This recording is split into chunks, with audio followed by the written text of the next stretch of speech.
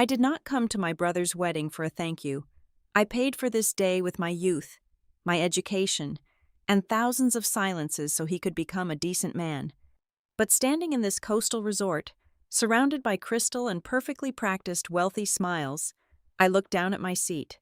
The card bore only one word: Freeloader.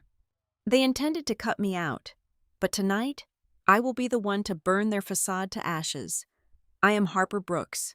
At 37 years of age, I found myself standing in the center of a sprawling, sun-drenched terrace at a luxury coastal resort in Monterey, California, breathing in the scent of sea salt and crushed orchids. I was attending the wedding of my younger brother, Grant Brooks. The Pacific Ocean crashed violently against the jagged cliffs just beyond the manicured lawns, a wild and untamed backdrop to an event that had been orchestrated down to the very last millimeter. I smoothed my hands down the sides of my navy blue chiffon dress. I had taken this dress to a local seamstress 2 separate times, requesting careful nips at the waist and adjustments to the hemline so that I might look presentable. I needed to look like I belonged in this atmosphere of quiet, terrifying wealth, all without exceeding a budget I had strictly calculated down to the last dollar. I did not come to this breathtaking estate to beg for a place within the bride's illustrious family. I had no illusions about my standing among the old money and corporate royalty that filled the terrace. I came for one reason only. I came to watch Grant step confidently into the life he absolutely deserved, a life built on the foundation of 1,000 quiet sacrifices we had shared. The memories surfaced unbidden as a waiter carrying a silver tray of champagne glided past me. I remembered Grant at 11 years old, his thin shoulders trembling under an oversized hand-me-down coat as we stood before a cheap veneer casket. Our mother had passed away after a brutal, prolonged illness that drained every cent we possessed. Our father had already vanished long before the medical bills started piling up, erasing himself from our lives like chalk wiped from a slate. I was practically a child myself, but the world does not pause to let you grieve. I held an envelope containing a full academic scholarship to a prestigious college, my singular ticket out of a life of scraping by. I stared at the embossed crest on that college acceptance letter for maybe 10 minutes. Then I put it in a drawer, locked it, and walked down to a 24-hour diner to apply for the night shift. For over a decade, I worked those nights. I scrubbed floors, managed retail inventory at dawn, and read textbooks under the flickering fluorescent lights of break rooms. I raised Grant through sheer, unyielding force of will, making sure his grades stayed perfect, making sure his shoes were clean, making sure he never felt the crushing weight of the poverty that threatened to drown us both. Now, I work at the Westbridge Civic Review Office. It is a quiet, unsung government department where I handle community contract complaints and audit municipal expenditures. My entire career is built on reading between the lines. I spend 40 hours a week examining forged contractor invoices, inflated supply budgets, and the subtle, telling discrepancies in legal paperwork. My job has trained me to read people through the documents they leave behind and the tiny, seemingly insignificant details they overlook. I know what a lie looks like on paper. I know the exact shape of deliberate deception. As I stepped through the massive arched doors and into the main reception hall, the full scale of the Wren family's influence hit me. The room was a masterclass in social architecture. Crystal chandeliers cast a warm, golden glow over dozens of tables draped in heavy silk. However, my trained eye immediately picked up on the distinct, calculated segregation of the room. The groom's side of the family, which consisted of my few distant cousins and Grant's modest circle of college friends, had been pushed entirely to an obscure, dimly lit wing on the far left. The tables there were smaller, the floral centerpieces noticeably less lavish. Meanwhile, the center of the room, the absolute heart of the venue nearest the sweeping stage, was a fortress of investors, corporate board members, major clients, and the elite social circle of the bride's family. I navigated through the labyrinth of silk and glass, searching for my name. I walked past the front rows, then the middle rows, moving further and further back. I finally found my assigned seat at a table shoved near the swinging doors of the service entrance. Every time a waiter rushed past, a gust of air carrying the smell of commercial dishwashers and roasted meat hit my face. It was the furthest possible point from the stage, a table designed to make its occupants invisible. I pulled out my chair. I looked down at the gold-rimmed charger plate. Resting precisely in the center of the plate was a place card. It was a beautiful piece of stationery. I stared at it, my breath completely leaving my lungs. The card was crafted from thick, high-quality cotton paper, the kind that feels heavy and important in the hand. The Wren family crest was pressed into the top edge via an expensive blind embossing technique. And right below that crest, written in an exquisite, sweeping, midnight blue calligraphy, was a single word, Freeloader. For 5 agonizing seconds, I was entirely paralyzed. The blood roared in my ears, loud enough to drown out the classical string quartet playing near the bar. A hot, sharp wave of humiliation hit the back of my throat. The instinct to burst into tears, to grab my cheap clutch and run out the service doors into the cold Monterey fog, was violently strong. Any normal person would have shattered right there. But I did not cry. I did not turn away. The shock slowly receded, leaving behind a cold, crystalline clarity. I reached out and calmly picked up the place card. I ran my thumb over the lettering. The ink was slightly raised, indicating it had been written by a hired professional, not hastily scrawled in a moment of spite. Someone had to compile the guest list. Someone had to type this word into a spreadsheet. Someone had to send that spreadsheet to a master calligrapher. The calligrapher had to dip their pen, trace the letters, let the ink dry, and hand it back to an event coordinator. Finally, a venue staff member had to carry this specific card across the room and place it exactly at this table, at this precise seat. This was no random mistake. This was not a misplaced joke or a clerical error. This was a meticulously planned, multi-step execution designed to inflict maximum psychological damage. Someone wanted me to see this and lose my mind. Someone wanted me to cause a scene, to prove that the poor, unrefined sister from the wrong side of the tracks was exactly the hysterical liability they claimed she was. I slowly lowered the card back onto the gold plate. I squared my shoulders, lifting my chin as I turned my gaze away from the table and scanned the glittering, crowded room. My eyes cut through the sea of tuxedos and designer gowns, searching for the architect of this moment. It did not take long. Standing near the towering wedding cake, holding a flute of champagne with an elegant, practiced grace, was Celeste Wren, the mother of the bride.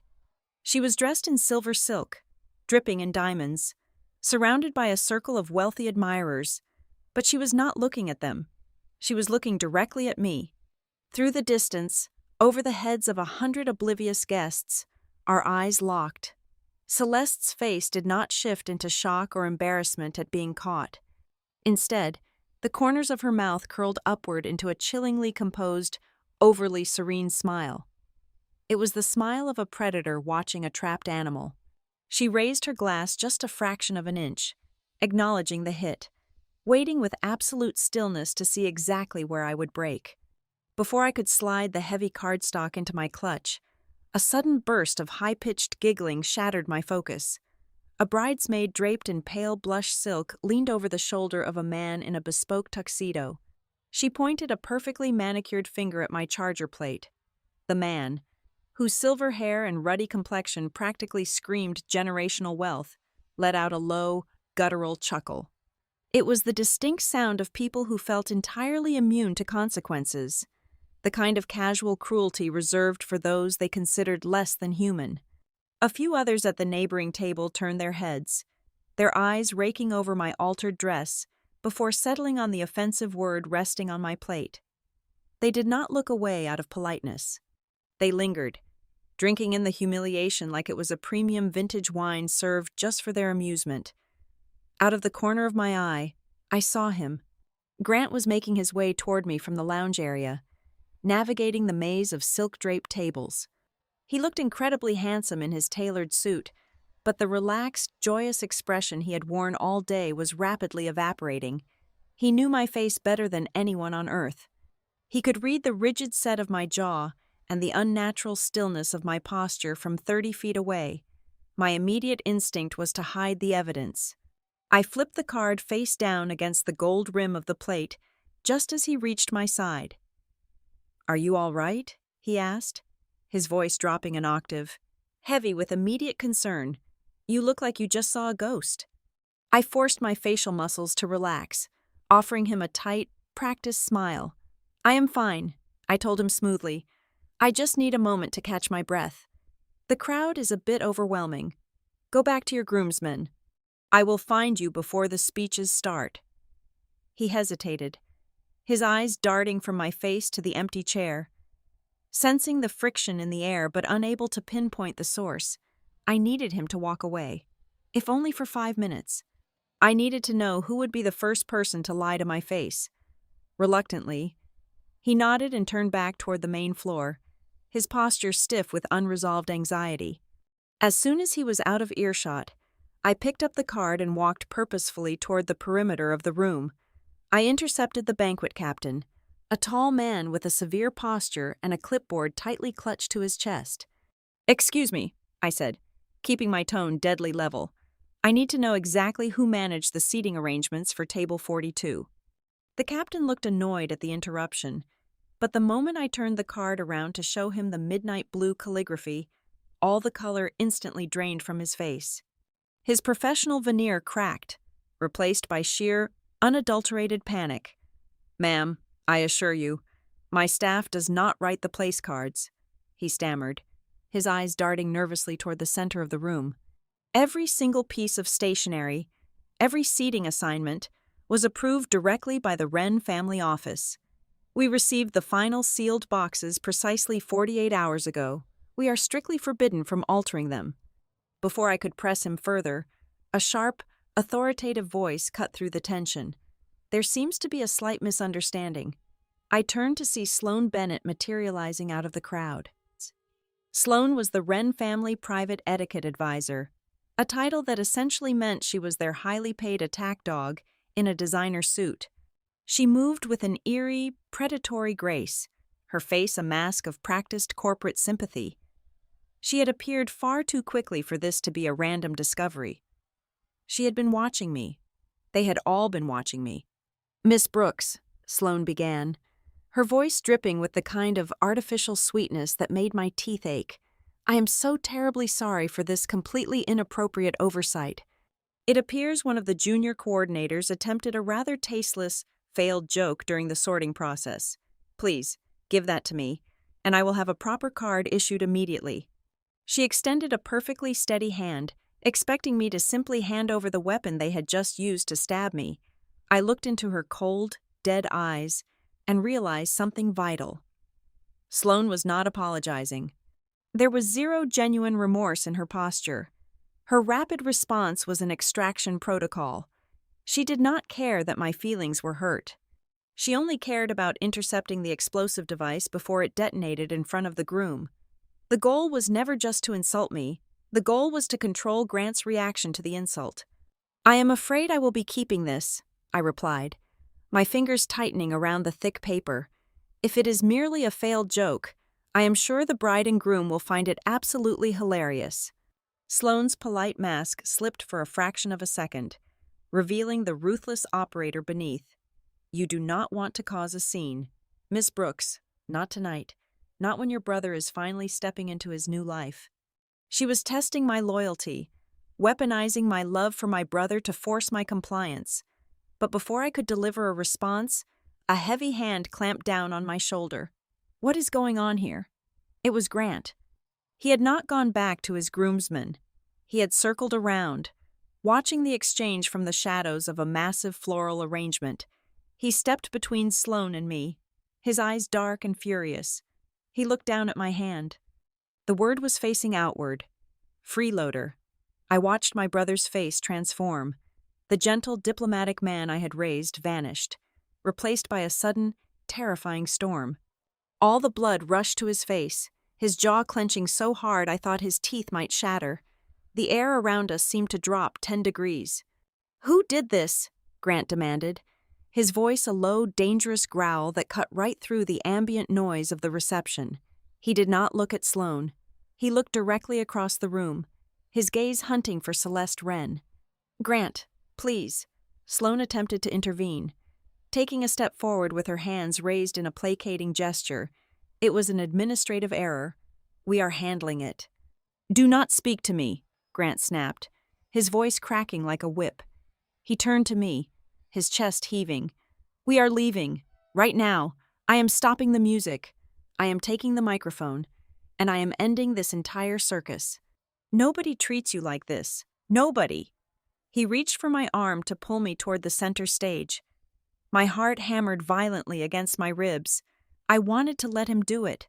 I wanted to watch him tear their perfect, crystal-draped world to shreds. But my mind, trained by thousands of hours of dissecting community contracts and hostile municipal negotiations, saw the invisible tripwires strung across the room. If Grant walked up to that stage and threw a fit, he would be the unstable groom. I would be the manipulative, dramatic sister who ruined a multi-million-dollar wedding over a piece of paper. The Wren family would play the victims. They would spin the narrative, painting Grant as a volatile investment, an emotional liability that needed to be managed and controlled by their superior judgment. I grabbed his wrist. My grip was like a steel vise. "Grant, look at me," I commanded, my voice dropping to a fierce, urgent whisper. "Look at me." He stopped, his chest rising and falling rapidly.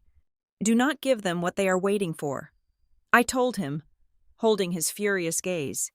He blinked, the raw anger giving way to a sudden, chilling confusion. He looked from my eyes to the card, then to Sloane's rigidly composed face. The gears in his head began to turn. The words struck a chord deep within him.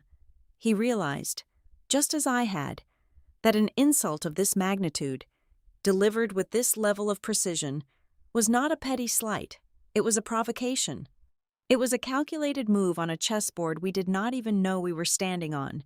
We had both just smelled the sulfur of a much larger trap.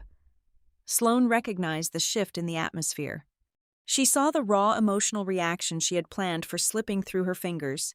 She smoothly adjusted her tactics, pivoting from defense to a quiet, insidious offense. "Miss Brooks," Sloane said, her voice dropping to a confidential, hushed tone meant only for my ears.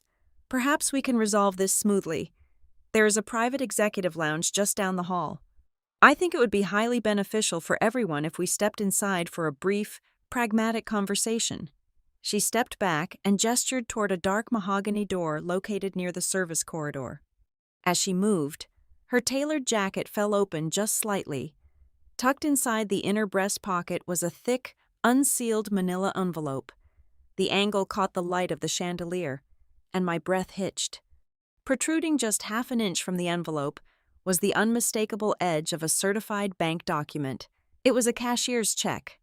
And even from a distance, I could clearly see the blue ink of an authorized signature already scrawled across the bottom right corner. They had not just prepared an insult, they had prepared a payout.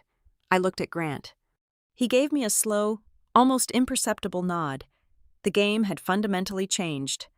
I turned my attention back to the etiquette advisor, my posture straightening. "Lead the way," I said. "Let us see exactly how much my absence is worth to the Wren family." The heavy mahogany door clicked shut behind us, severing the vibrant sounds of the reception hall like a severed artery. Suddenly, there was no string quartet, no clinking of champagne flutes, no low hum of wealthy socialites exchanging pleasantries. There was only the sterile, hermetically sealed silence of the executive lounge. The room was aggressively masculine, reeking of expensive leather, polished cedar, and the kind of quiet authority that usually dictates corporate mergers. Sloane bypassed the plush seating area and walked directly to a massive glass-topped conference table. She moved with the brisk, clinical efficiency of an executioner who had a dinner reservation to catch. I remained standing near the entrance, watching her manicured fingers unfasten the clasp of her leather portfolio. "Please, have a seat, Miss Brooks," Sloane instructed, gesturing to the ergonomic chair opposite her. "I prefer to stand," I replied, my voice perfectly level. Sloane offered a thin, patronizing smile. "Suit yourself." She reached into her portfolio and extracted a single sheet of heavy legal paper, sliding it across the pristine glass. Next to it, she placed the cashier's check I had glimpsed in the hallway. The bank seal gleamed under the recessed lighting. I stepped forward and looked down at the numbers printed across the center of the check. $500,000, written out in bold, undeniable black ink. For a fraction of a second, the sheer weight of the number knocked the wind out of me. $500,000. It was an amount of money that could wipe out a mortgage, secure a comfortable retirement, or fundamentally alter the trajectory of a normal person's life. To the Wren family, it was pocket change. It was the price of pest control. I shifted my gaze to the accompanying document. It was a remarkably concise non-disclosure agreement. The legal jargon was polished and seamless, but the core demand was glaringly obvious. In exchange for the funds, I was to leave the resort premises immediately. I was permanently barred from contacting any media outlets, forbidden from making public statements on any social platforms, and legally prohibited from discussing the Wren family or their affiliated business entities. The stated purpose of this transaction, typed neatly at the top of the page, was to avoid further stress and maintain harmony on the big day. They did not want me to simply sit down and take the insult. They wanted me erased from the narrative entirely. The family feels it would be mutually beneficial if you departed before the dinner service begins, Sloane said, her tone as soothing and lethal as carbon monoxide. We recognize that blending two vastly different socioeconomic backgrounds can be jarring. You have done an admirable job raising your brother, Miss Brooks, truly. But you must understand that Grant is stepping into an entirely new tier of society tonight. I kept my eyes on the paperwork, letting her speak. I needed to know exactly how they viewed us. It is completely natural for someone in your position to develop an unhealthy emotional dependency, Sloane continued, leaning forward slightly, adopting the cadence of a grief counselor. But your presence here, your constant hovering, is acting as an anchor. The Wrens are deeply concerned that you are clinging to Grant, stifling his potential, and preventing him from fully integrating into his new station. It is time to let him go. This money is a generous acknowledgement of your past efforts. Take it, start fresh somewhere else, and let your brother be free. A cold chill radiated down my spine, but it was not from the cruelty of her words. It was from the clinical precision of them. Unhealthy emotional dependency. Hovering. Stifling his potential. These were not the casual insults of a snooty mother-in-law. These were psychological bullet points. They had not just judged my lack of wealth or my background. They had commissioned a full behavioral profile on me. I reached out and lightly touched the edge of the contract. I needed to keep her talking. I needed more pieces of the puzzle. I allowed my shoulders to drop a fraction of an inch, letting my eyes widen slightly as if the sum on the check was beginning to break my resolve. "This is a significant amount of money," I murmured, keeping my voice soft, hesitant. Sloane's posture instantly relaxed. She smelled blood in the water. "It is a life-changing amount. Harper, may I call you Harper? You are a smart woman. You work in civic administration, so you understand the value of a clean break. There is absolutely no shame in accepting a highly advantageous settlement." As she leaned forward, eager to close the deal, her elbow brushed against the open leather portfolio. The flap fell back, revealing a thick stack of manila folders beneath it. My eyes locked onto the protruding tab of the top file. It was printed with a bold, red, highly classified label. Reputation risk, containment. Brooks family. My heart slammed against my ribs. The room seemed to tilt on its axis. This was the first monumental twist of the evening. The Wrens did not merely despise me because I lacked their pedigree. They had categorized Grant and me as corporate liabilities. They had developed a comprehensive risk management strategy to handle us, identical to how a massive conglomerate would handle a toxic asset or a public relations disaster. We were a brand threat. "If everything goes smoothly tonight," Sloane said, her voice dropping into a conspiratorial whisper, completely unaware of what I had just read, "Grant will be entirely secure. Once the signatures are finalized after the reception, He will no longer be weighed down by any old obligations. He will have the full, unencumbered backing of the Wren enterprise. I froze. Once the signatures are finalized tonight, people sign a marriage license. They do not sign multiple documents after a reception to secure corporate backing. Sloane had just slipped up. She had inadvertently revealed that the wedding was merely the ceremonial prelude to a legally binding transaction. There was paper waiting for Grant. Paper that required his signature while he was surrounded by wealth, intoxicated by the celebration, and emotionally manipulated by my abrupt, paid-for departure. Suddenly, the entire orchestration of the evening made terrifying sense. The place card was the match. They expected me to explode, causing a scene that would isolate Grant, making him desperate to prove his loyalty to his new, civilized family. Then, in the vulnerable aftermath, they would present him with whatever contract they had waiting. I picked up the cashier's check. It felt heavy, loaded with arrogance and malice. I folded it precisely in half, then in half again, and slipped it into the small compartment of my evening clutch. The crisp snap of the purse closing echoed loudly in the silent room. Sloane picked up a silver fountain pen and extended it toward me, pointing the gold nib at the signature line on the non-disclosure agreement. Just sign the bottom, Harper, and my driver will discreetly escort you to your vehicle. I looked at the pen, then up into Sloane's perfectly contoured face. I did not say a single word. I simply turned on my heel and walked toward the heavy mahogany door. Miss Brooks, Sloane's voice cracked like a whip behind me, all the artificial sweetness instantly evaporating. If you leave this room without signing that document, that check is void. You are making a catastrophic mistake. I pulled the door open, allowing the faint, pulsing rhythm of the wedding band to flood back into the room. I will take my chances, I said without looking back. I stepped out into the corridor, my mind racing at 100 miles an hour. I did not head for the exit. I walked straight back into the blinding lights of the main reception hall.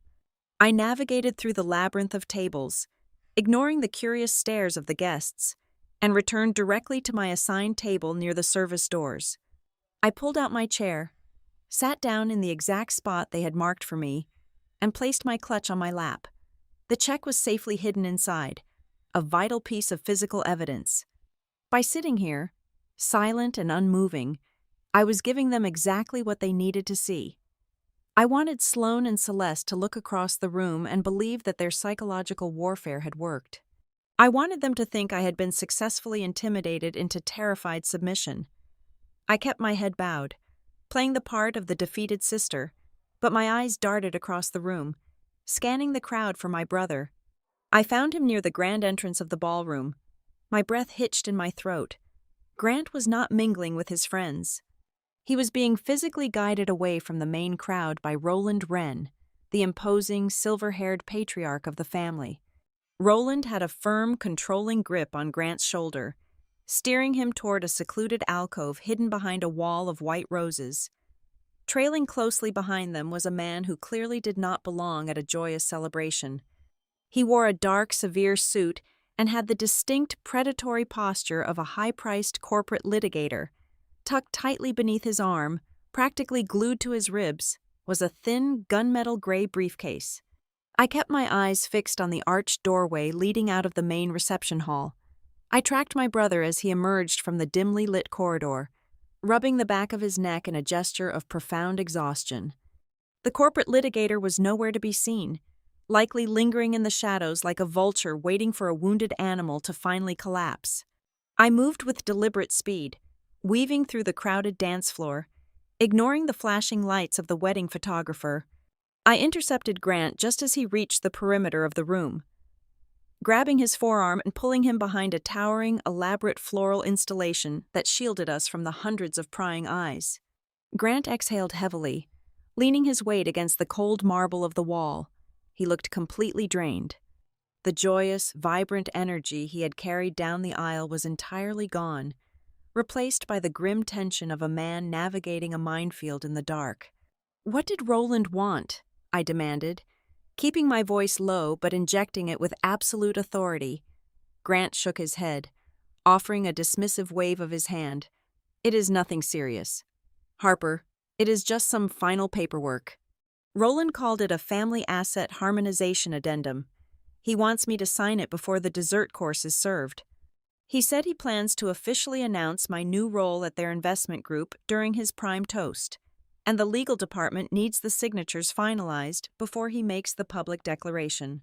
I stared at him, my mind immediately dissecting the sterilized corporate jargon. A family asset harmonization addendum. The phrase tasted like poison coated in refined sugar. Grant, I said, my voice hardening. Nobody brings a high-powered corporate attorney to a wedding reception at 9 o'clock on a Saturday night for a standard procedural update. That is not how legitimate business operates. What exactly is this highly urgent new role they are suddenly gifting you? He shifted uncomfortably, defensive posture taking over. They are launching a massive logistics technology project under the umbrella of Ren Arc Holdings. Roland explained that the board of directors desperately wants a fresh, dynamic face to lead the initiative. They need someone young, someone with a flawless personal history, someone who built themselves up from absolute zero. They want my background. They want the inspiring story of the self-made man to anchor the public relations campaign for the new division. They do not want your inspiring story, I corrected him coldly, the pieces of the puzzle snapping together with terrifying speed. They want your completely clean legal record. Did you actually read the document they put in front of you? I skimmed through it, he replied, pulling his smartphone from the inner pocket of his tuxedo jacket. The lawyer had to step out to take a phone call, so I took photographs of the pages while he was distracted. It looked like standard indemnity clauses and operational guidelines. I took the device from his hands.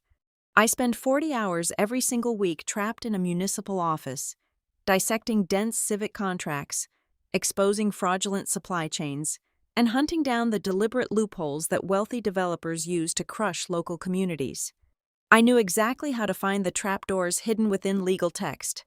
I zoomed in on the glowing screen, my eyes rapidly scanning the dense, tightly packed paragraphs of the first image.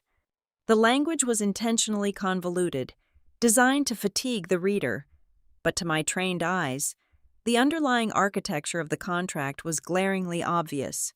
I swiped to the second photograph, zeroing in on a specific subsection buried under a misleading heading, Representative Liability.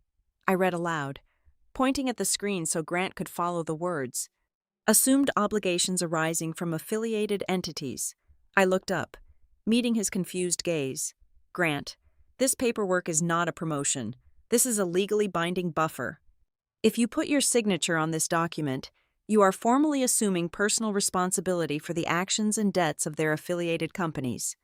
If this brand new technology division fails, or worse, if it is already carrying massive, hidden legal risks from previous operations, you immediately become the primary target for the fallout. You are the human shield they are desperately trying to position in front of their core assets. Before Grant could fully process the catastrophic weight of my analysis, the frantic rustling of heavy silk announced the arrival of Eloise. She practically collided with us as she rounded the floral display. Her face was flushed, her breathing shallow, and her eyes were wide with a desperate, frantic panic. The perfect, serene bride from the magazine covers had vanished. Grant, I have been searching everywhere for you, she breathed, her hands trembling as she reached out to touch his chest. Then she turned her head and saw the cold, unforgiving expression on my face. She swallowed hard, taking a physical step backward. Harper, I swear to you on my life, I did not know anything about that seating arrangement. I did not write that word on your card. You have to believe me. I looked at my new sister-in-law. She looked genuinely terrified, caught in an impossible crossfire between the man she loved and the tyrannical family that controlled her entire existence. I believe you did not write the card. Eloise, I said softly, keeping my tone perfectly measured, refusing to give her the comfort of my anger. But let me ask you a very simple, direct question. Did you know your parents were actively planning to isolate me and remove me from this event? Eloise froze completely. Her lips parted slightly, but not a single sound emerged. She looked away, her gaze dropping to the floor. unable to maintain eye contact with either of us. That agonizing, suffocating silence was all the confirmation I required. A new, far more complex layer of betrayal settled over the shadows of the alcove. Eloise was not the malicious architect of this cruelty. She did not possess the cold, calculating cunning of her mother or the ruthless, predatory ambition of her father, but she possessed a fatal, devastating weakness. She had known her family viewed my existence as a problem, and she had consciously chosen to look the other way so her perfect, crystal-draped day would remain untarnished. Her passive complicity, her desperate desire for peace at any cost, had thrown the door wide open for my public humiliation. "You let them arrange things quietly," I stated, delivering the words as an objective fact rather than an emotional accusation. "You thought if you just ignored the friction, if you just smiled and nodded, it would miraculously resolve itself without you having to confront your parents." A single tear slipped down her cheek, ruining her flawless makeup. "I just wanted everything to be peaceful for one single day." My father told me he was personally handling the guest list logistics to ensure there was no awkwardness between our families. I did not ask any follow-up questions because I was absolutely terrified of what the answers might be. "And your cowardly refusal to ask those questions almost cost your husband his entire future," I said brutally, turning my attention entirely away from her and focusing back on Grant. "Do you see what is happening here right now? Grant, I need you to focus. This is no longer just about a mean-spirited joke or a pathetic clash of social classes. This is a highly synchronized, strategic attack." I pointed at the phone still gripped tightly in my hand. "They deliberately humiliated me at the exact moment the reception began. They knew you would be instantly furious. They knew the insult would throw you completely off your emotional axis. And then, while you are reeling from the shock, while you are desperately trying to protect your new wife from a catastrophic family meltdown, Roland isolates you in a quiet room and slides a highly complex legal document across the table. They are deliberately manufacturing a severe emotional crisis. They want to force you to sign this paper under extreme duress, relying on the fact that you are too angry and distracted to actually read the fine print." Grant stared at me, the last remaining traces of color draining entirely from his face as the brutal reality of the situation finally locked into place. The lavish wedding, the imported flowers, the endless flow of expensive champagne. It was all just a spectacular, highly coordinated theater production designed to mask a corporate acquisition. And Grant was the asset being quietly acquired. I looked back down at the glowing screen, my eyes tracing the dense lines of text one more time, searching for the core of the rot. My gaze snagged on a capitalized legal term buried deeply within the middle of a massive paragraph on the 4th page. I quickly swiped to the next photograph. There it was again. I swiped back to the previous image. The identical name appeared 3 separate times across the scattered pages, hidden carefully among the standard legal definitions. Marrow Vale Logistics, SPV. I stared at the name, my pulse pounding a steady rhythm in my ears. In the dark, complex world of municipal finance and corporate structuring, an SPV stood for a special purpose vehicle. It was a completely separate legal entity, typically created by a parent company to isolate extreme financial risk. It was a shell, a legal containment unit designed to hold toxic debt, pending lawsuits, or catastrophic liabilities so they would not infect the main corporation. My professional intuition flared, sending a sharp, cold alarm bell ringing relentlessly in my mind. Marrow Vale Logistics, SPV, was not the name of an inspiring, innovative new technology project. It was the name of the hidden graveyard where the Wren family was desperately trying to bury something massive, something dangerous, and something incredibly toxic. And they were about to hand my brother the shovel and legally force him to dig the grave. I left Grant and Eloise standing in the shadows of the floral alcove, instructing them to remain exactly where they were and to maintain perfectly neutral expressions if anyone approached them. I needed space to breathe, but more importantly, I needed a secure line of communication. I slipped out through a pair of heavy glass doors onto a deserted, windswept balcony overlooking the dark expanse of the Pacific Ocean. The cold night air whipped against my face, instantly clearing the residual emotional fog. The shock and the hurt had completely evaporated, replaced by the familiar, cold precision of my profession. I was no longer the marginalized sister attending a high society wedding. I was an auditor stepping into an active crime scene. I pulled my cell phone from my clutch and dialed a number I knew by heart. It rang 3 times before Marcus answered. Marcus was my former colleague at the Westbridge Civic Review office, a man who possessed a terrifying, almost predatory talent for tracing obscured corporate entities through public records and buried contractor ledgers. "Harper," he answered, his voice thick with sleep and confusion. "It is nearly 10 o'clock on a Saturday night. You are supposed to be drinking overpriced champagne and crying at a wedding reception." "I am not drinking, Marcus, and nobody is crying," I said, leaning over the stone balustrade, my eyes scanning the dark perimeter of the resort to ensure I was entirely alone. "I need you to wake up, turn on your laptop, and run a corporate string for me right now. This is not a drill." I heard the heavy sigh, followed by the familiar rustling of sheets and the mechanical click of a keyboard coming to life. "Give me the name," he muttered. "Marrow Vale Logistics, SPV." I spelled it out clearly, enunciating every single syllable over the crashing waves below. The line went quiet, save for the rapid, rhythmic tapping of keys. It took him exactly 4 minutes to pull the thread. When his voice returned, the sleepiness had vanished, replaced by the sharp edge of professional alarm. "You have got a fresh shell on your hands, Harper," Marcus said, his tone dead serious. "Marrow Vale Logistics, SPV, was incorporated exactly 21 days ago in Delaware. The registered agent is a generic corporate services firm, but the primary mailing address routes back to a commercial suite number in Chicago, suite number 840. "Does that suite belong to the Wren family enterprise?" I asked, pulling my coat tighter against the ocean wind. "Not directly on paper," Marcus replied, the typing growing faster. "But I ran a cross-reference on that specific suite number through the Federal Civil Litigation Database. It is a shared Dropbox. 2 other private equity funds are registered to that exact same address. Both of those funds were hit with massive civil lawsuits 18 months ago by independent shipping contractors. We are talking about severe payment disputes, gross negligence claims, and breach of fiduciary duty." "Let me guess," I interrupted, my stomach twisting into a tight knot. "They never went to trial." "Spot on," Marcus confirmed. Both cases were quietly settled out of court.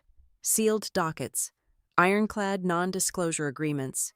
Whoever operates out of Suite 840 has a distinct habit of creating disposable corporate shells, loading them up with high-risk logistics contracts, and then burning them to the ground when the liabilities become too expensive. Marrow Vale Logistics, SPV, is just the newest empty bucket waiting to be filled with toxic waste. I thanked Marcus, hung up the phone, and stood alone on the balcony for a long moment. The reality of the situation was sickeningly clear.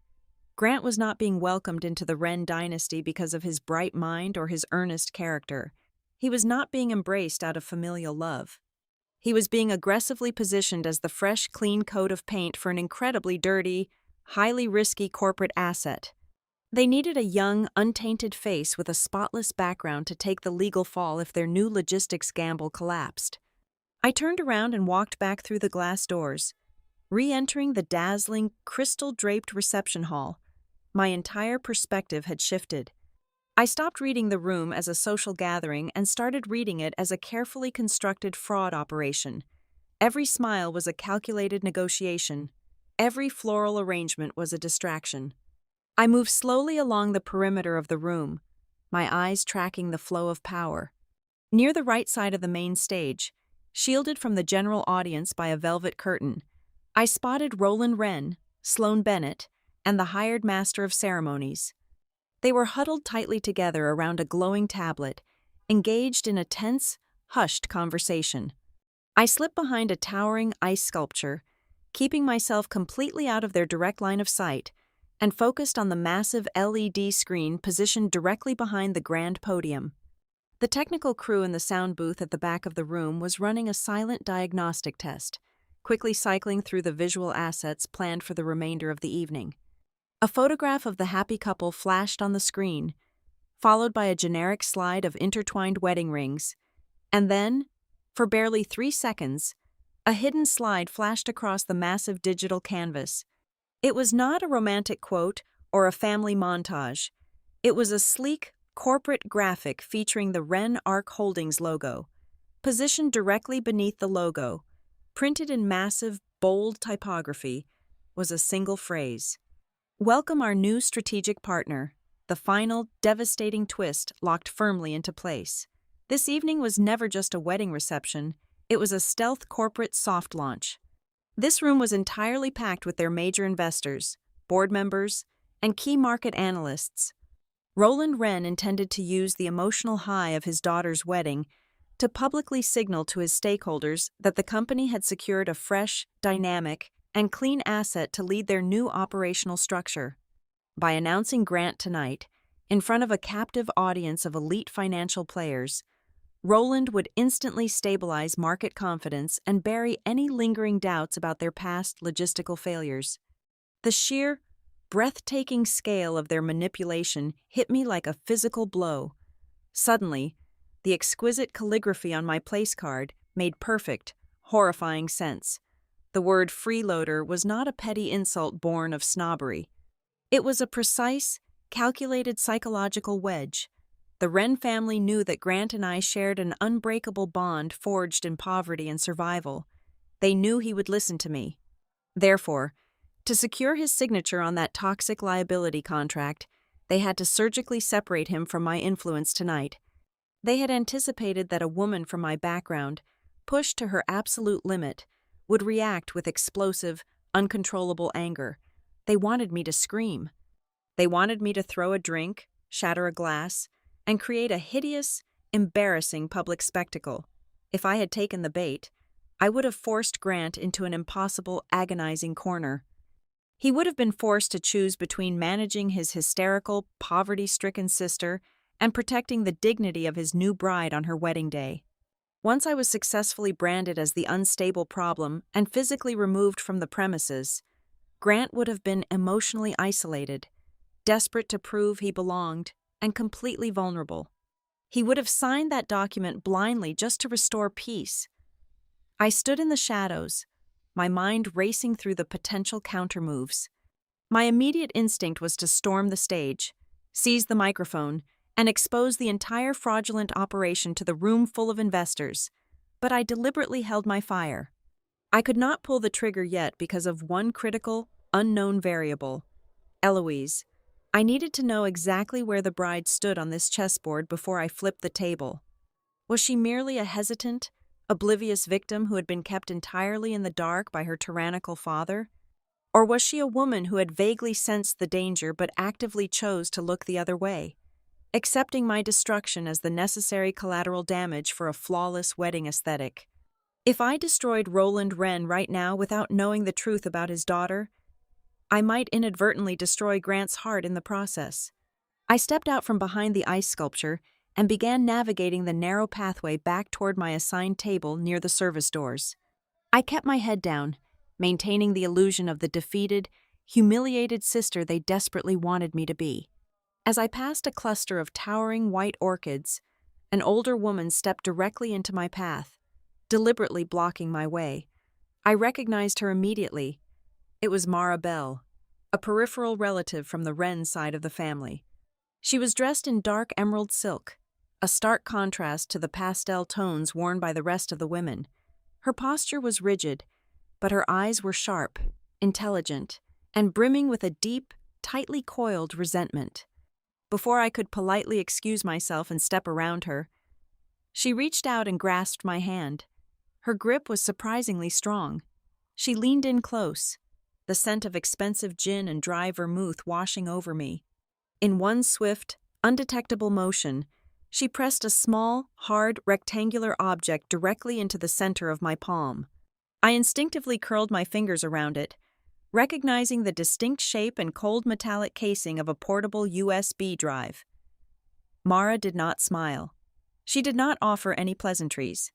She looked right through my facade, staring directly into the analytical core of my mind, and whispered exactly one sentence. If you want to know what they are really planning to use your brother for, do not open this here. She released my hand immediately, turned her back on me without waiting for a single word of confirmation, and seamlessly vanished back into the glittering, suffocating crowd. I found Eloise near the edge of the dance floor. I did not cause a scene. I simply walked up beside her, wrapped my hand around her forearm with a grip that left absolutely no room for negotiation, and guided her away from the lights. We bypassed the main lobby and slipped through a set of heavy fire doors into a sterile, concrete service corridor. The music instantly became a muffled, distant thud. I released her arm. Eloise rubbed her skin, her eyes darting nervously toward the door as if she expected her mother to burst through.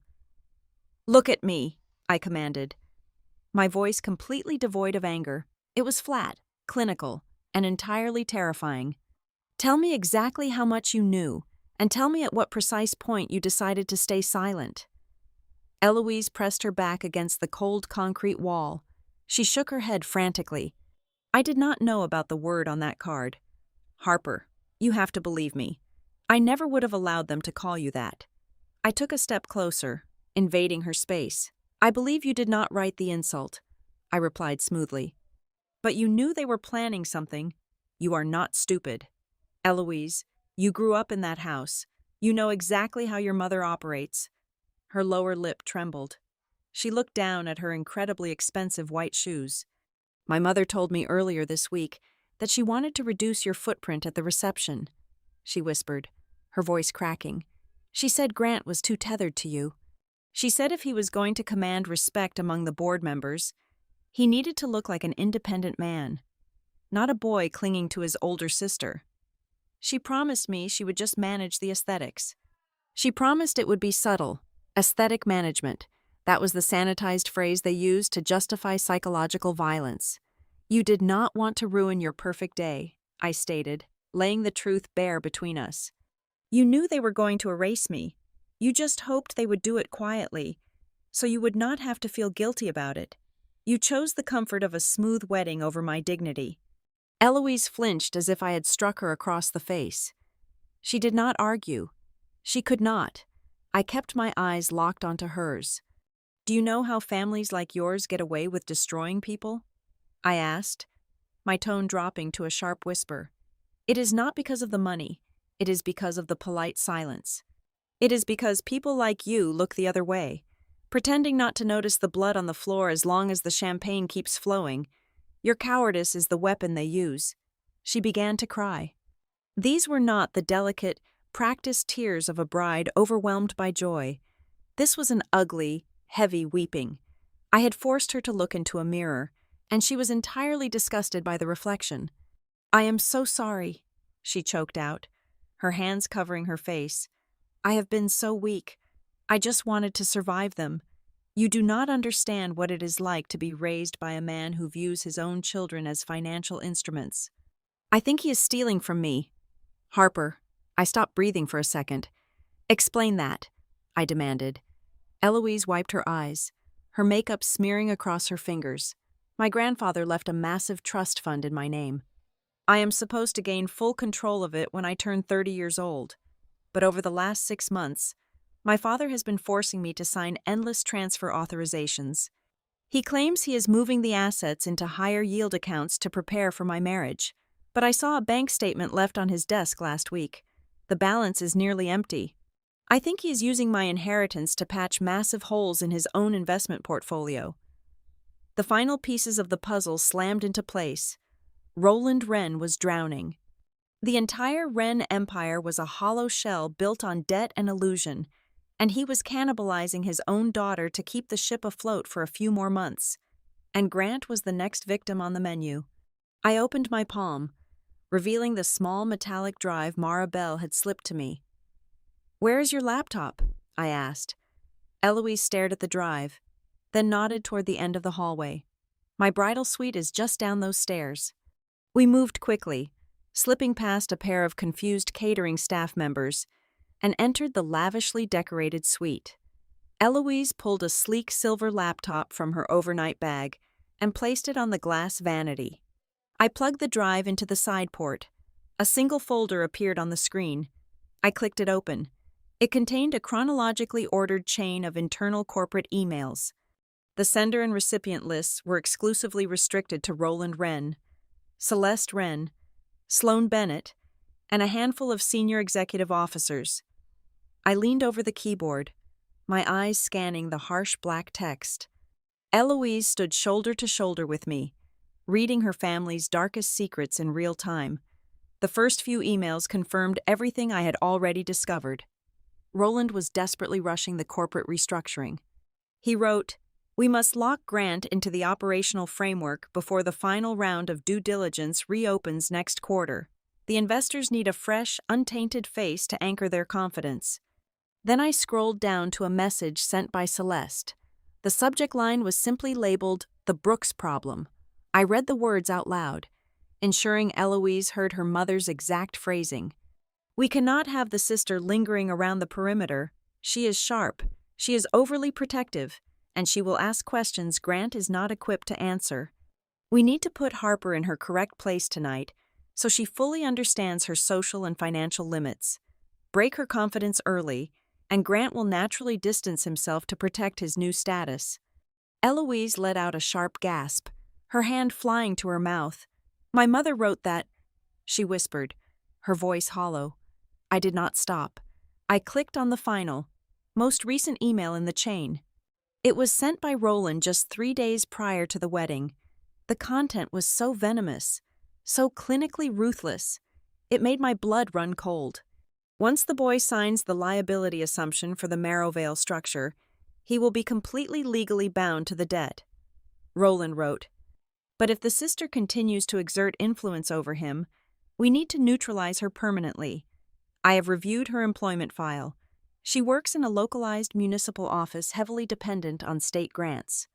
If she becomes an obstacle, we need to leverage our political contacts to squeeze the community funding tied to her specific department. Cut off her professional lifeline, threaten her pension, and we will completely eradicate her source of confidence. She will be too busy fighting for her own survival to interfere with our asset." I stepped back from the vanity. The air in the room felt incredibly thin. They were not just planning to humiliate me, they were actively plotting to destroy my career, my financial stability, and the community office I had dedicated my entire life to building.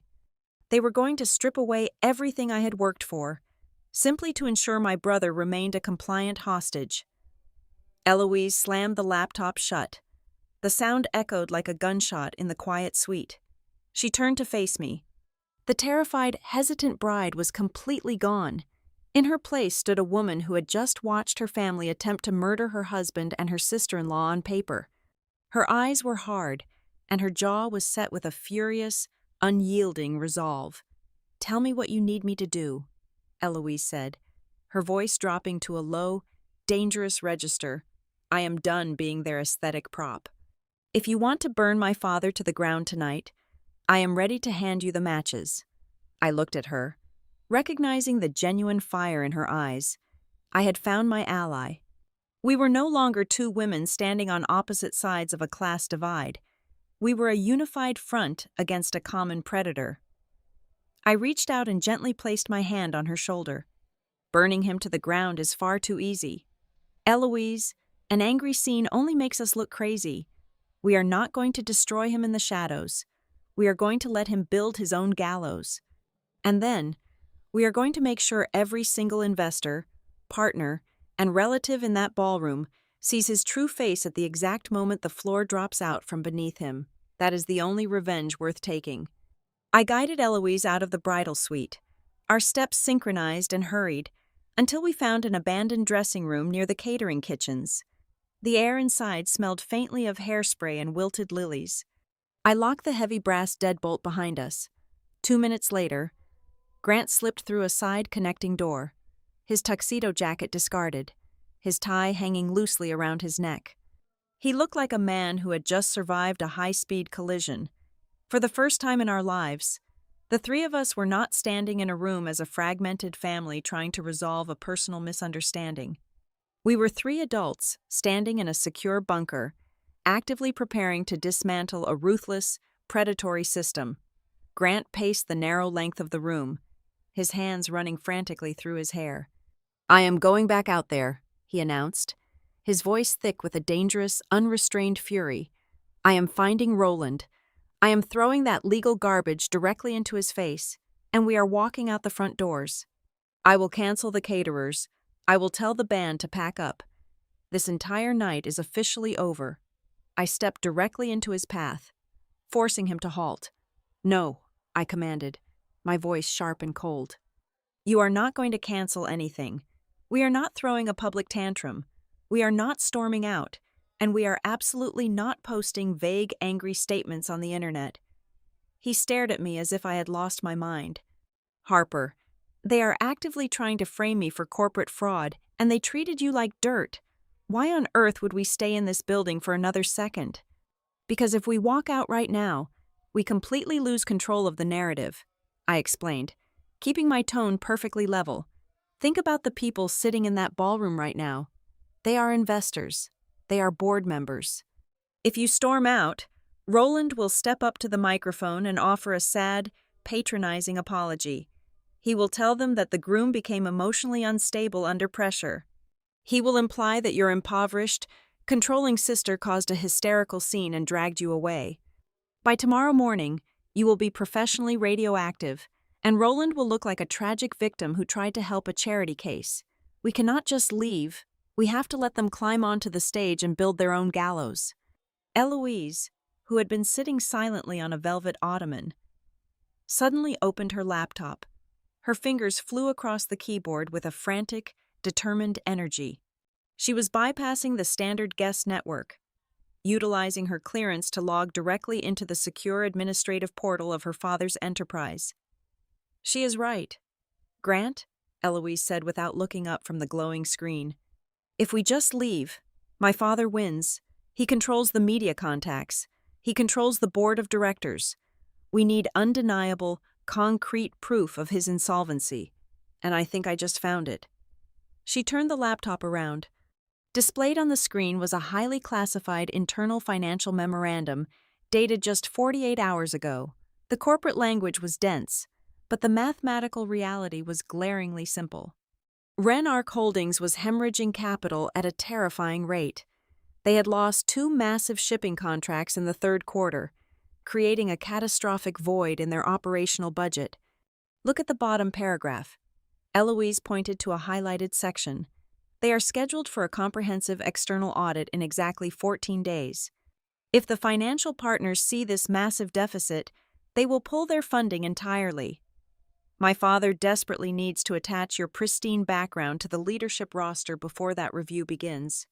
You are the human shield he plans to present to the auditors, to buy himself another 12 months of survival. Before Grant could fully process the weight of the document, a sharp rhythmic knock sounded against the locked door. 3 quick taps, followed by 2 slow ones. It was a deliberate code. I moved to the door, peering cautiously through the small frosted glass panel. It was Mara Bell. I unlocked the deadbolt and pulled her inside, securing the lock immediately after her. The older woman smoothed her emerald silk dress, her sharp eyes quickly scanning the 3 of us. "You found the files on the drive," Mara stated, looking directly at me. "We found them," I confirmed. "But why are you helping us? What exactly is your stake in this?" Mara let out a dry, humorless laugh. "Roland has run this family like a brutal dictatorship for 2 decades. He has systematically bullied, intimidated, and financially ruined anyone in the bloodline who dared to question his absolute authority. There are dozens of us sitting in that ballroom right now who entirely despise him. We have all been waiting for the tyrant to fall. But nobody has ever had the concrete evidence, and more importantly, nobody had ever had the perfect, highly public moment to strike without him burying the truth in endless legal tape." She looked at Grant, a trace of genuine sympathy softening her tight expression. "You are a good man. You do not deserve to be his scapegoat. Break his legs tonight, and you will find you have far more allies in that room than you think." With that, she slipped back out the door, vanishing into the busy corridor as swiftly as she had arrived. The battlefield was officially set. We had the motive, we had the evidence, and thanks to Mara, we knew we had a highly receptive audience. Now, we just needed the strategy. "Here's the plan," I said, pulling my phone from my clutch. "We go back out there and let the reception proceed exactly as scheduled. We smile. We drink the water they pour. We let Roland believe his psychological warfare was a complete, unqualified success. I will sit quietly at my assigned table so they assume I swallowed my pride for the sake of the money or for the sake of your peace. We give him a false sense of absolute security." "What do we do when he makes the announcement?" Grant asked, his anger finally crystallizing into a cold, highly focused determination. I walked over to the vanity, laying out the physical items I had gathered. I smoothed out the heavy place card. Next to it, I placed the cashier's check Sloan had offered me. Grant handed me his phone containing the photographs of the liability addendums. Using a secure scanning application, I digitized every single piece of evidence. I compiled the photographs, the banking details, the internal emails detailing their plot against me, and the devastating financial memorandum Eloise had just uncovered. I bundled everything into a single, heavily encrypted digital folder. Then, I opened a new email draft. "I am setting up a dead man switch," I explained, my fingers moving rapidly across the digital keyboard. "I am attaching this entire folder to an automated message. I am addressing it to the lead independent ethics counsel of Ren Arc Holdings, the two primary venture capital partners seated at table 1, and the internal oversight board. I am setting the delivery timer. If I do not physically press cancel within the next 2 hours, this payload drops directly into their respective inboxes, but ideally, I will simply press send the exact second the trap closes." Grant looked at the screen, fully understanding the absolute finality of the action. Once you press send, there is no going back. The entire company collapses. "And your father goes down with it," I added, turning to look squarely at Eloise. "This is your family. If you have any reservations, any lingering desire to protect him, you have to tell me right now. Because once we cross this line, it is entirely scorched earth." Eloise stood up from the velvet ottoman. She did not look frightened. She looked like a woman who had just woken up from a very long, suffocating sleep. She walked over to the vanity and looked at the digital package I had prepared. "I will not just stand quietly next to Grant while you do all the heavy lifting," Eloise said, her voice steady and resolute. "If we want this to work perfectly, my father needs to feel incredibly powerful. He needs to believe he is the absolute, undisputed king of the room." She turned to me, a calculating spark igniting in her eyes. "I am going to alter the master schedule. I am going to walk up to the master of ceremonies and personally request that my father give a much longer, unscripted speech before the cake-cutting ceremony. I will invite him to speak about family values, legacy, and the future. I will give him the microphone and hand him all the time in the world to brag, to lie, and to dig his own grave in front of the exact people who need to watch him fall." The grand ballroom doors swung open, welcoming the guests back to their tables as the formal dinner service commenced. The atmosphere in the room was suffocatingly dense, draped in an artificial, slow rhythm that felt exactly like the heavy, electrically charged air right before a massive hurricane makes landfall. Every clinking crystal glass, every burst of practiced laughter, and every polite smile exchanged across the silk tablecloths carried a distinct, terrifying undercurrent of danger. I walked back to my obscure table near the swinging kitchen doors. I was no longer the humiliated, impoverished relative shrinking into the shadows. I took my seat with the perfectly still, hyper-aware posture of a demolition expert, quietly watching a digital timer tick down to 0. The evening transitioned seamlessly into the vow renewal and traditional toasts. When Grant took the microphone, the ambient noise in the massive hall evaporated. He did not recite generic, pre-written poetry. He spoke directly from his chest, his voice carrying the raw, unfiltered sincerity of a man who truly understood the weight of a lifelong commitment. He spoke of building a sanctuary, of protecting the woman standing in front of him, and of a love anchored in absolute, unwavering honesty. I watched Eloise across the room. Her carefully constructed composure cracked. Tears spilled over her eyelashes, and for a terrifying second, I thought the sheer weight of his goodness was going to break her resolve and derail our entire operation. She looked like she wanted to scream the truth right then and there, but his vows only solidified the brutal reality of the situation. Roland Wren was not manipulating a greedy opportunist who deserved to be thrown to the wolves. He was actively trying to destroy an incredibly decent, honorable man simply because that decency made him the perfect, unsuspecting prey. Meanwhile, the mother of the bride continued to execute her flawless, heavily rehearsed performance. Celeste moved through the crowd like a monarch inspecting her subjects. On 3 separate occasions, she made a deliberate point to glide over to my dark corner of the room just as the hired photographers circled nearby. She would reach out, placing a cold, manicured hand lightly on my forearm, flashing a brilliant, completely empty smile for the flashing lenses. She was actively manufacturing visual evidence of a harmonious, fully integrated family. She genuinely believed her surface-level tactics were working. She thought my silence was the silence of a broken, intimidated woman who had finally learned her proper place at the bottom of the hierarchy. I smiled back at her, holding her gaze with a blank, agreeable expression, letting her bathe in her false sense of absolute victory. But the family was not entirely convinced the threat was neutralized. Just before the first course of roasted quail was served, the predatory etiquette advisor reappeared at my shoulder. Sloane did not ask me to step into a private room this time. She leaned down, bracing her hands on the back of my chair, bringing her face uncomfortably close to mine. "The family is willing to revise the departure arrangement," Sloane whispered, her voice barely audible over the swelling music of the string quartet. $750,000, and Mr. Wren is prepared to personally authorize a massive, anonymous philanthropic grant directly to your Civic Review office by Monday morning. It would fully fund your community initiatives for the next 5 years.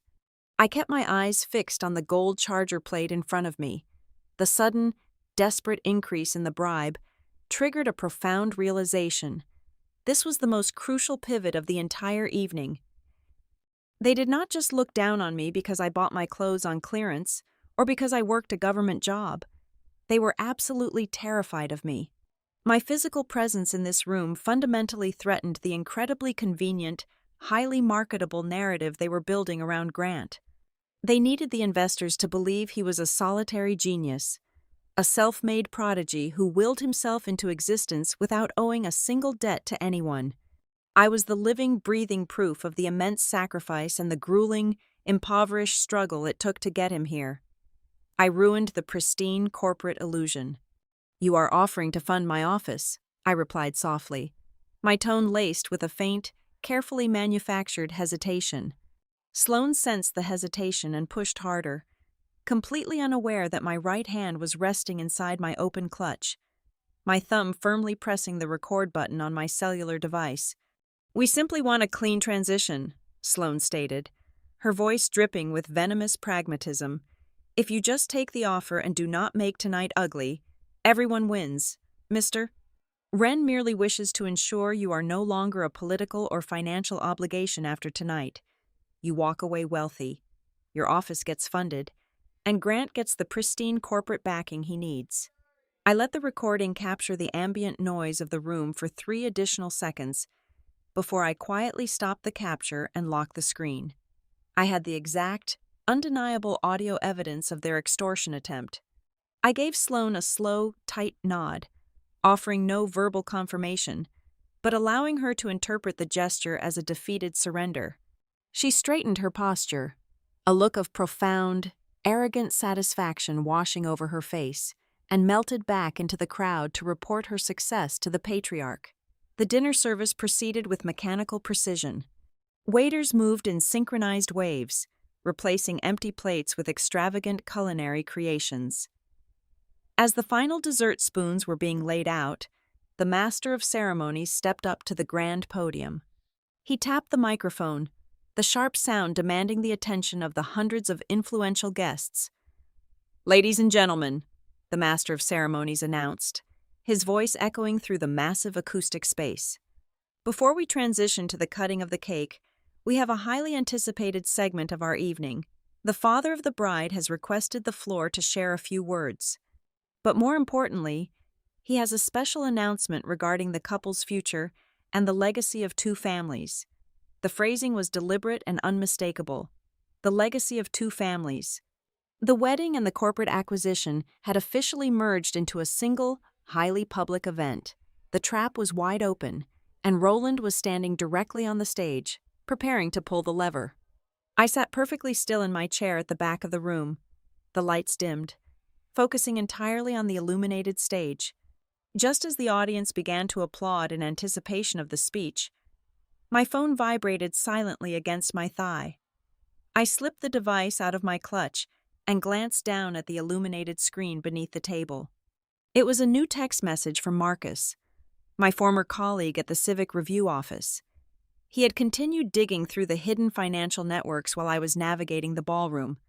The message was brief, but it contained the final, lethal bullet we needed. I traced the signature flows on the shell company. Marcus wrote, "Marrowvale is not just holding debt. They are actively preparing to dump over $40 million in unfulfilled contract liability onto a brand new legal entity, and that new entity is registered squarely under your brother's full legal name. The transfer is scheduled to execute at midnight." I locked the screen and slid the phone back into my bag. I looked up at the stage. Roland Wren was adjusting the microphone. A smug, victorious smile plastered across his face. He believed he had bought my silence, manipulated his daughter, and successfully trapped my brother under $40 million of toxic corporate waste. He had absolutely no idea that the woman he called a freeloader was holding the detonator to his entire empire. The heavy, dark oak doors of the resort library were left open just a fraction of an inch. I stood perfectly still in the dimly lit corridor, the plush carpet completely absorbing any sound of my presence. Inside the room, the air was thick with the scent of aged leather bindings and aggressively expensive scotch. Through the narrow, vertical gap, I watched Roland Wren execute what he genuinely believed to be his final, masterful stroke of the evening. He stood confidently behind a massive mahogany desk, tapping a solid gold fountain pen against a neat stack of legal documents. Grant stood directly opposite him. My brother looked incredibly calm. The transformation was breathtaking to witness. "Putting your signature on this addendum tonight," Roland said, his voice dropping into a register of profound paternal authority that made my stomach turn, "will prove to everyone in that ballroom that you finally understand what it means to be a man.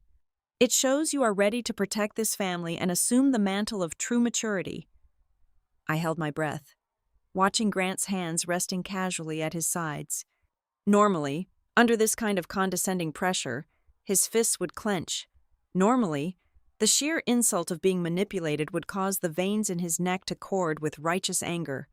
But Grant simply reached out and gently pushed the documents exactly 1 inch across the polished wood. "I will sign it," Grant replied, his voice a perfect, glassy lake of total indifference. "But I am going to do it after the speeches. I want to give your grand toast my undivided attention without worrying about the ink drying." Roland's broad shoulders dropped a fraction of an inch. The coiled tension completely bled out of the patriarch's posture. He offered Grant a magnanimous, conquering smile, fully believing that the wild, independent boy he desperately wanted to own had finally stepped willingly into the gilded cage. He thought he had won. I slipped away from the heavy doors before Roland could follow my brother out into the hallway. I navigated back toward the main reception area, allowing the chaotic, vibrant energy of the party to mask my movements. As I passed the towering, multi-tiered champagne tower near the entrance, a hand reached out from the shadows and wrapped firmly around my wrist. It was not a violent grip, but it carried the cold, absolute weight of a steel trap. Celeste Wren pulled me gracefully into a secluded alcove draped in white sheer fabric. She smelled of crushed white lilies and a custom blended perfume that cost more than my monthly rent. Her silver designer gown shimmered like armored scales under the low, romantic lighting. "You have been wonderfully quiet for the last hour." "Harper," Celeste murmured, her voice as soft and lethal as woven silk. "I am incredibly glad to see you are finally absorbing the reality of the situation. A wise woman always knows exactly when to stand up and walk away from the table of the wealthy. The game is entirely over. Take the highly generous compensation my advisor offered you, and exit this property with whatever dignity you have left." She expected me to look down at the marble floor. She expected me to argue, or to show the bruised pride of a defeated, impoverished opponent. She wanted the satisfaction of watching me break.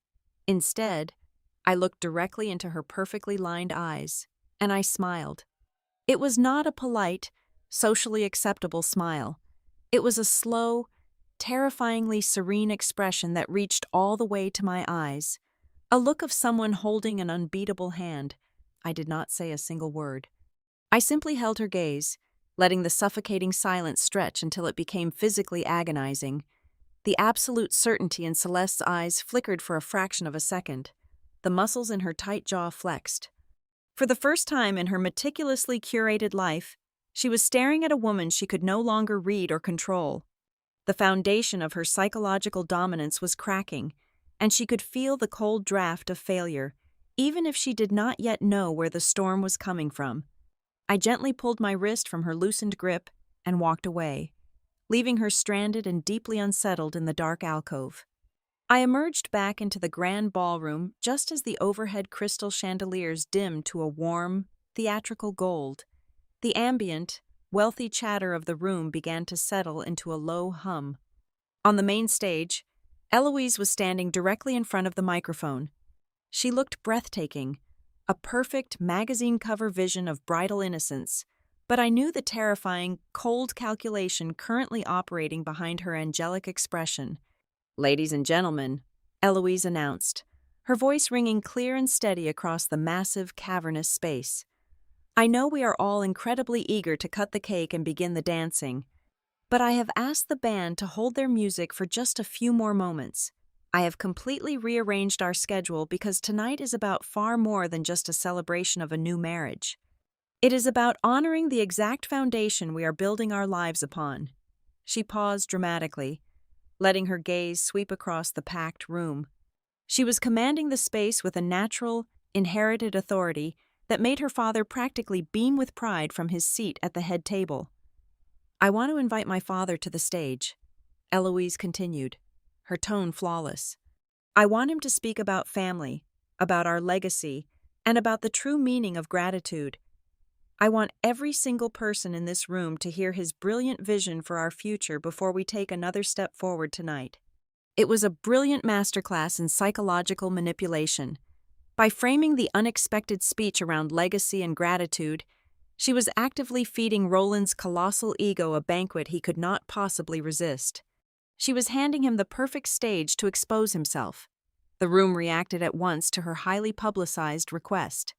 The heavy wooden double doors at the back of the hall swung shut, firmly sealed by the event security staff.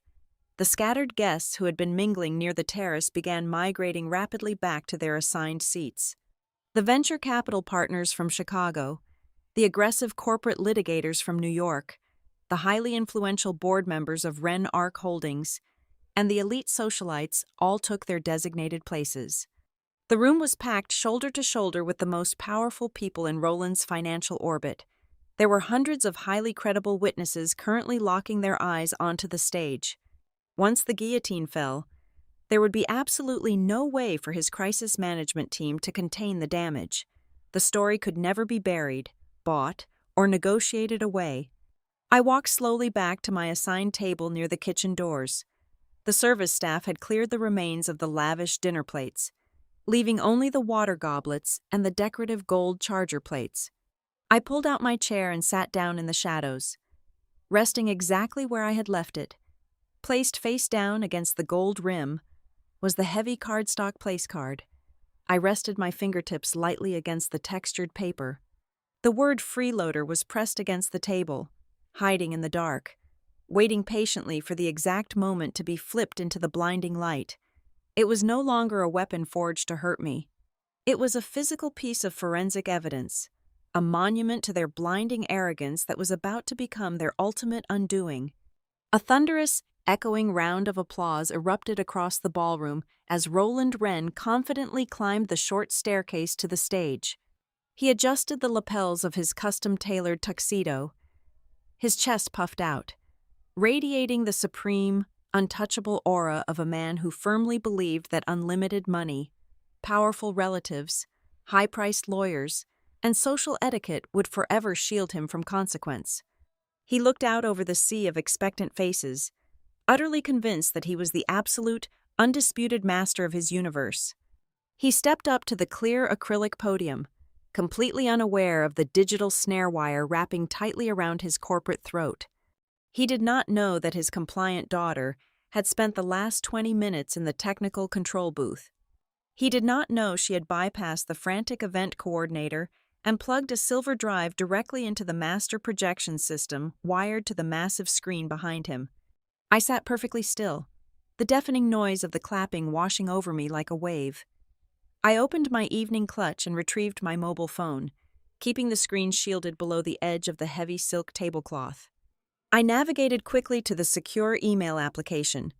The automated timer for the payload of evidence was actively counting down, ready to blast the undeniable proof of their corporate fraud directly to the independent ethics board and the primary investors seated just 50 feet away from me. I bypassed the automated timer sequence. I switched the delivery protocol to a manual trigger. I stared down at the glowing send button on the screen. The entire Wren empire was resting delicately underneath my right thumb. Right as Roland raised his hands in a magnanimous gesture to quiet the cheering audience, preparing to deliver his crowning, deceitful speech, I typed out a single, final command to the encrypted server hosting our Deadman switch. "Wait for my signal." Roland Wren tapped the acrylic podium. The sharp sound demanded absolute silence from the hundreds of elite guests. "Family," he began, his voice projecting a sickeningly false warmth across the ballroom. "It is the absolute bedrock of every successful enterprise. We are gathered here tonight to celebrate not just a union of two hearts, but the merging of legacies.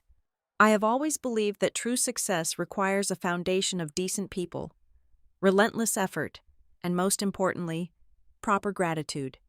He was standing in front of his wealthiest investors, painting himself as a benevolent patriarch. He spoke about the value of hard work, spinning a narrative that completely erased the predatory nature of his wealth. He was weaving his own noose with every single syllable. "I look at Grant," Roland continued, raising his crystal glass toward my brother. "I see a young man who understands the value of opportunity.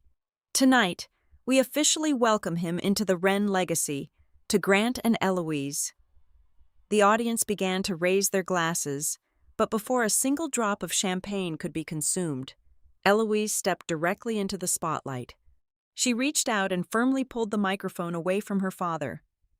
Roland blinked, his magnanimous smile faltering for a fraction of a second. "Before we talk about gratitude," Eloise said, her voice ringing with a cold, absolute clarity that shattered the performative warmth of the room, "I think every single person in this room should see exactly how our family defines dignity." She gave a sharp nod toward the back of the hall.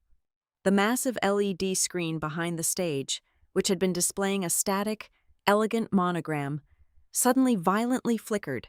A collective gasp ripped through the ballroom. Projected in massive, high-definition detail was a stark, undeniable photograph of the gold-rimmed plate. Resting perfectly in the center was the exquisitely calligraphed place card. The word Freeloader was magnified to the size of a billboard. Roland turned around, the color instantly draining from his face. "Turn that off," he hissed at the sound booth. But the screen did not go dark. It shifted. The image of the insult was rapidly replaced by a sequence of internal corporate emails. The text was enlarged so even the investors at the back tables could read every single word. The audience read Celeste demanding that they put me in my correct place. They read Roland plotting to leverage political contacts to destroy my community funding and eradicate my source of confidence. Then came the final, fatal slide, a complex, highlighted diagram of the corporate entity known as Marrow Vale Logistics SPV. Bright red arrows pointed directly from $40 million of toxic, unfulfilled contract debt straight to a new legal holding company registered exclusively in Grant Brooks' name. The ballroom fell into a horrifying, paralyzed silence. The investors, the board members, and the corporate litigators stared at the screen, immediately recognizing the architecture of a massive financial crime. Roland lunged for the microphone, his face purple with rage. "This is a ridiculous, fabricated stunt," he bellowed, his voice cracking with panic. "It is a tasteless joke that has gone too far." His desperate lie died instantly in the air. From the massive concert speakers surrounding the room, a crisp, digitally enhanced audio recording began to play. It was the exact conversation I had recorded just 20 minutes prior. The voice of Sloan Bennett echoed through the silent room, cold and utterly incriminating. "Mr. Wren simply wishes to ensure you are no longer a political or financial obligation after tonight. You walk away wealthy. Your office gets funded, and Grant gets the pristine corporate backing he needs." The audio loop ended. The silence that followed was heavier than concrete. Every single exit route, every possible excuse of a misunderstanding or a bad joke, was completely annihilated. Grant stepped up to the podium, standing shoulder to shoulder with his bride. He reached into the inner pocket of his tuxedo and pulled out the thick, unexecuted family asset harmonization addendum. He did not shout. He did not lose his temper. He simply held the document up for the entire room to see. Then, with slow, deliberate force, he ripped the heavy legal paper completely in half. He dropped the shredded pieces onto the stage. "I will not build my marriage on a foundation of fraud," Grant declared, his voice echoing with absolute conviction. "And I will certainly never build my future by allowing you to erase the woman who sacrificed her entire life to raise me." All eyes shifted. I stood up from my table near the kitchen doors. I did not scream. I did not cry. I did not offer them the satisfaction of an emotional breakdown. I walked down the center aisle of the grand ballroom with the slow, measured pace of an executioner. The crowd parted for me, pulling their chairs back as if I were carrying a lit explosive. I reached the stage and climbed the short staircase. I unclasped my small evening bag and pulled out the certified bank document. I held the cashier check high in the air, letting the blinding stage lights catch the bank seal and the massive $750,000 figure printed across the center. "This is the exact price your patriarch placed on my silence tonight," I said, my voice perfectly steady, carrying effortlessly through the microphone. I lowered my hand and placed the uncashed check directly onto the acrylic podium, right over the shredded pieces of the fraudulent contract. "I am returning it, because the truth is entirely free." Eloise leaned back into the microphone, delivering the final, devastating blow. My father used my wedding as a public relations event to stabilize his failing image and trap my husband in a mountain of debt. But the operation is over. 10 minutes before I stepped onto this stage, I personally transmitted the entire unredacted dossier of these communications to the independent legal counsel and the internal oversight board of Wren Arc Holdings. Roland completely snapped. The polished, elite billionaire vanished, replaced by a desperate, cornered animal. He lunged forward, grabbing the microphone stand, his eyes wild and furious. "You will all regret this," he spat, his voice trembling with venom. "You have no idea what I can do. I will ruin every single one of you." I looked at him, feeling absolutely nothing but cold pity. I reached into my bag, pulled out my mobile phone, and looked at the glowing screen. The encrypted payload was still waiting. I looked Roland directly in the eyes, and I pressed send. 1 second passed, then 2. Then, a synchronized, terrifying sound began to ripple across the massive ballroom. It started at table 1, where the primary venture capital partners were seated. A phone buzzed against a glass plate. Then another rang. Within 15 seconds, Dozens of mobile devices belonging to the most powerful financial stakeholders in the room were simultaneously vibrating, chiming, and illuminating. The digital evidence had officially bypassed the walls of the resort. The truth was completely out of their hands. The room descended into immediate, chaotic panic. Chairs scraped violently against the marble floor as investors stood up, their faces pale, barking urgent commands into their phones as they sprinted toward the exit doors. The board members abandoned their half-eaten desserts, desperately trying to distance themselves from the radioactive fallout of the Wren Empire. Amidst the collapsing world, Grant stepped down from the stage. He walked straight down the center aisle, ignoring the fleeing billionaires and the screaming corporate lawyers. He walked all the way back to the obscure, poorly lit table near the service doors.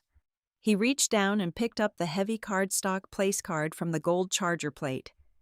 He walked back to the front of the room, standing directly in front of the collapsing elite. He took my hand, turned my palm upward, and gently placed the card into it. The dark blue ink spelling Freeloader stared up at us. Grant wrapped his fingers around mine, holding my hand up, and looked around at the remnants of the fractured crowd.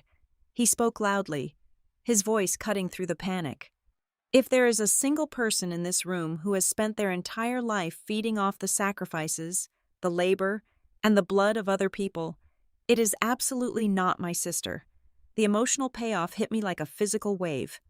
After decades of silent struggle, after endless nights of working in the dark to keep the lights on for him, I was finally seen, not as a burden, not as an obligation, but as the unbreakable foundation he stood upon.